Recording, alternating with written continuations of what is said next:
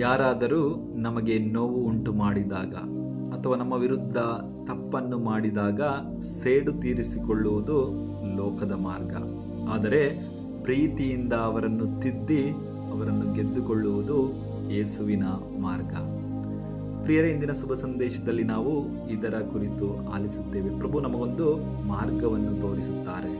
ಮೊದಲನೇದಾಗಿ ನಾವು ಆತನೊಡನೆ ಆತನೊಡನೆ ನಾವು ಮಾತನಾಡಬೇಕು. ಆತನನ್ನು ಭೇಟಿಯಾಗಿ ಮಾತನಾಡಿ ಅವರ ತಪ್ಪುಗಳನ್ನು ತಿದ್ದಲು ನಾವು ಪ್ರಯತ್ನಿಸಬೇಕು.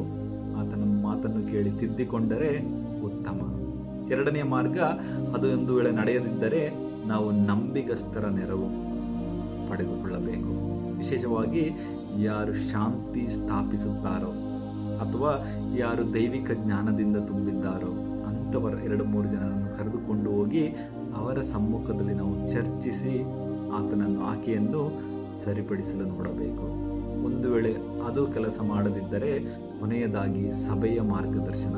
ಕೊನೆಯ ಹಂತವಾಗಿ ಮಾತ್ರ ನಾವು ಅಧಿಕಾರಿಗಳ ಅಥವಾ ಸಭೆಯ ಮುಂದೆ ಈ ವಿಷಯವನ್ನು ತೆಗೆದುಕೊಂಡು ಹೋಗಿ ನಾವು ಸರಿಪಡಿಸಲು ನೋಡಬೇಕು.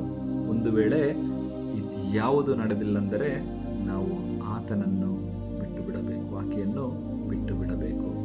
ನಮ್ಮ ಉದ್ದೇಶ ಇನ್ನೊಬ್ಬರನ್ನು ಶಿಕ್ಷಿಸುವುದಲ್ಲ, ಬದಲಿಗೆ ನಮ್ಮ ಸಹೋದರ ಸಹೋದರಿಯರನ್ನು ಗೆದ್ದುಕೊಳ್ಳುವುದು. ಕೋಪವನ್ನು ಸ್ವಲ್ಪ ಬದಿಗಿಟ್ಟು ಕ್ಷಮೆ ಮತ್ತು ಪ್ರೀತಿಯಿಂದ ಕಳೆದು ಹೋದವರನ್ನು ಸನ್ಮಾರ್ಗಕ್ಕೆ ತರೋಣ. ಅದೇ ಪ್ರಭು ಇಂದು ತೋರಿಸುತ್ತಿರುವಂತಹ ಮಾರ್ಗ. ದೇವರು ನಮ್ಮೆಲ್ಲರನ್ನು ಆಶೀರ್ವದಿಸಲಿ.